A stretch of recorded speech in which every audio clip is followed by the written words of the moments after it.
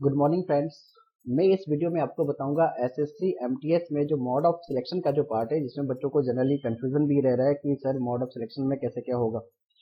तो mode of selection के लिए आप इतने समझ लो कि अगर आपको सेलेक्ट होना है एसएससी एमटीएस में, तो आपको किन तीन पार्ट पे सबसे ज्यादा आपको दिमाग लगाना है। और उसमें से तो पहला पार्ट आप जानते ही होंगे कि जो सीबीटी जो कंप्यूटर बेस्ड टेस्ट होने वाला है, उसमें आपको अच्छा परफॉर्म करना पड़ेगा। वो फैक्ट है, आप किसी भी कीमत पर फर्स्ट टेस्ट को आपको बहुत अच्छे तरीके से, ताकि आपका जो नॉर्मलाइज स्कोर है वो काफी अच्छा हो।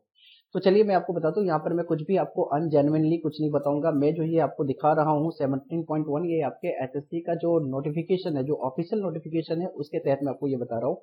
ऑफिशियल नोटिफिकेशन हमें क्या कहता है, आप पेज नंबर 20 में जाओगे, 17.1 जब आप पॉइंट पे जाओगे तो वहां पे आपको मिल जाएगा कि candidate will be shortlisted for appearing in paper 2 on the basis of their performance in paper 1। मतलब आपको पेपर 2 के लिए शॉर्टलिस्ट तब किया जाएगा जब आपका परफॉर्मेंस पेपर 1 में अच्छा होगा एंड एक नॉर्मलाइज स्कोर आपको दिया जाएगा। आई थिंक कि अभी तक सब बच्चों को नॉर्मलाइज स्कोर के बारे में पता होगा। फिर 7.2 क्या कहता है, मतलब ध्यान से देखिएगा कि there will be separate category wise state या फिर union territory wise cut off in paper 1।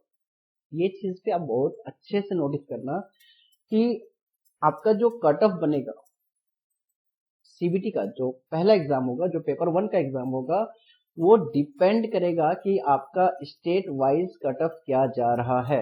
तो जो आपने प्रेफरेंसेस दे रखे हैं उसके हिसाब से भी आपका जो है कट ऑफ फिक्स होगा, ठीक। एंड दूसरा एक पॉइंट यहाँ पर यह है कि जैसा कि आपको पता होगा कि आपका जो वैकेंसीज है, ये वैकेंसीज दो एज ग्रुप के लिए निकला है। एक तो 18 to 25 years and 18 to 27 years. आपने क्या सेलेक्ट किया है वो आपको पता करना है। द कमीशन, आप देखना इस पॉइंट पे, इस पॉइंट को ही आपको समझना है कि द कमीशन में fix separate age group wise, category wise and state और union territory wise cut off in paper 1। मतलब जो कट ऑफ आपका आएगा पेपर 1 का, वो आपका एज ग्रुप वाइज, मतलब एज ग्रुप यहाँ पे फैक्टर है, एज ग्रुप फैक्टर है कि आप यहाँ पे किस एज ग्रुप में आप फॉर्म फिलअप किए हो। तो एज ग्रुप, देन आपका कैटेगरी वाइज लाइक मतलब एससी हुआ, एसटी हुआ, ओबीसी हुआ, आपका इकोनॉमिकली बैकवर्ड क्लास जो हो गया वो हो गया। तो इन सारे मतलब कैटेगरी के हिसाब से ही आपको क्या होगा कि जो कट ऑफ है वो फिक्स किया जाएगा। क्लियर।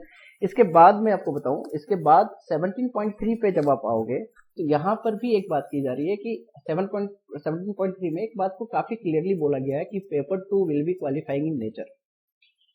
क्वालिफाई करने के लिए जो अनरिजर्व कैटेगरी है उसको 40% मार्क्स लाना पड़ेगा, जिसमें कि आप जानते हो कि आपको लेटर या ऐसे का सहारा लेना है। उसे वही दो क्वेश्चन आपसे पूछे जाएंगे, आइदर एक लेटर दिया जाएगा या फिर एक ऐसे दिया जाएगा, और उसी में आपको क्वेश्चंस आपको फिलअप करना है। आपको वो जो एग्जाम होगा वो आपका कंप्यूटर बेस्ड नहीं होगा, वो आपको पेपर में लिखकर आपको देना है।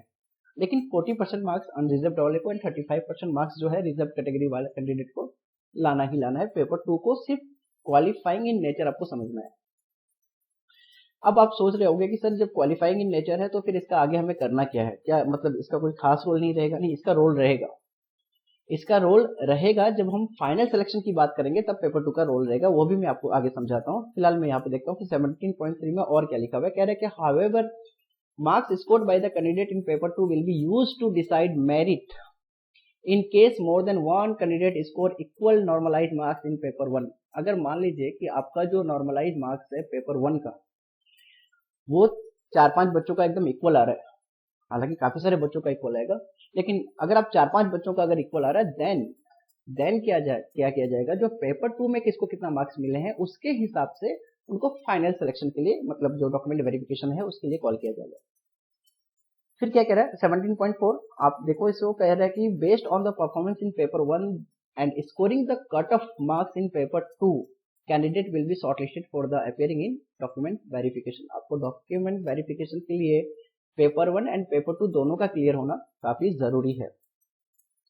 But final selection after all, तो सारे बच्चों को इसी बात से मतलब जी सर फाइनल सिलेक्शन का क्या? तो फाइनल सिलेक्शन जो है ये आपको 3 बात पे डिपेंड करेगा। पहला, performance of the candidate in paper 1, सबसे पहला मतलब सबसे जेन्युइन मतलब ये मतलब बोल सकते हो कॉज है। सेकंड है द प्रीफरेंसेस ऑफ स्टेट और union territory given by them in the online application form. आपने जो प्रीफरेंसेस दे रखे हैं उस प्रीफरेंसेस में जिस किसी हो सकता है किसी स्टेट का या यूनियन टेरिटरी का कट ऑफ कम हो, किसी का ज्यादा हो, तो उसके हिसाब से आपको वहां पर जो सिलेक्शन में आपको मदद मिलेगा।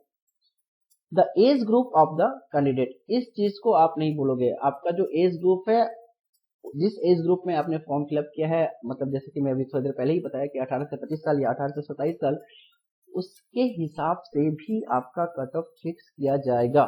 तो पेपर 2 आप यहाँ पे क्लियर है ना, पेपर 2 सिर्फ और सिर्फ क्वालिफाइंग इन नेचर है।